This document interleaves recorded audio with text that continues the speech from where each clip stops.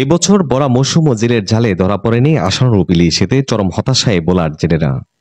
এর মধ্যে শুরু হতে যাচ্ছে মাইলিশ সংরক্ষণে সরকার ঘোষিত 22 দিনের নিষেধাজ্ঞা। তবে এই সময়সীমা পেছানোর দাবি জানিয়েছে বোলার জেলে ও মৎস্য ব্যবসায়ীরা।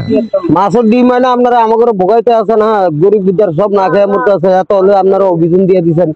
প্রজননের সময় হলে সাগর থেকে পদ্মা, মেঘনা সহ আশেপাশের নদ নদীতে চলে আসে মা ইলিশ।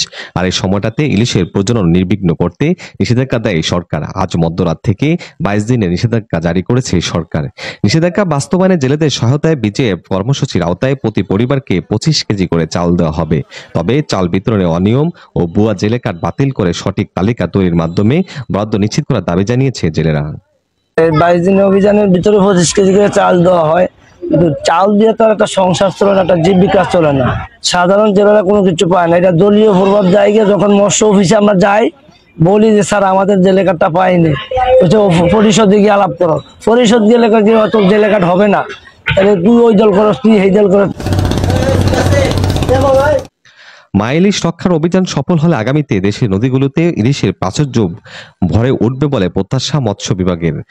আগামী 4 অক্টোবর থেকে 25 অক্টোবর পর্যন্ত মা ইলিশ সংরক্ষণ অভিযান 2025 শুরু হবে এবং 22 দিন ব্যাপী আমাদের ভোলা সদর থেকে শুরু করে আমাদের যতগুলো উপকূলীয় জেলা আছে এবং যে সমস্ত জেলাতে ইলিশ মাছ পাওয়া যায় সম্পূর্ণ জেলাগুলোতে, সম্পূর্ণ সকল উপজেলাগুলোতে মা ইলিশ সংরক্ষণ অভিযান 2025 বাস্তবায়িত হবে। এখন জেলেদের যে অভিযোগটা আসলে দিয়েছে যে আসলে এই সময় আমাদের ইলিশ মাছগুলোতে ডিম আসেনি, তো সে পরিপ্রেক্ষিতে আমি বলতে চাচ্ছি এটাই যে আমাদের মৎস্য অধিদপ্তর এবং মৎস্য প্রাণী সম্পদ মন্ত্রণালয়ে যখন মিটিং হয় সেখানে কিন্তু জেলেদের প্রতিনিধি ছিল এবং জেলেদের প্রতিনিধির তাদের পরামর্শ ক্রমেই কিন্তু আসলে তারিখ নির্ধারিত হয়েছে। তো আমি আশা করি এবার যে 4 অক্টোবর থেকে 25 অক্টোবর যে অভিযানটি হবে এটি শতভাগ সফল হবে এবং এতে কোনো সন্দেহ নেই।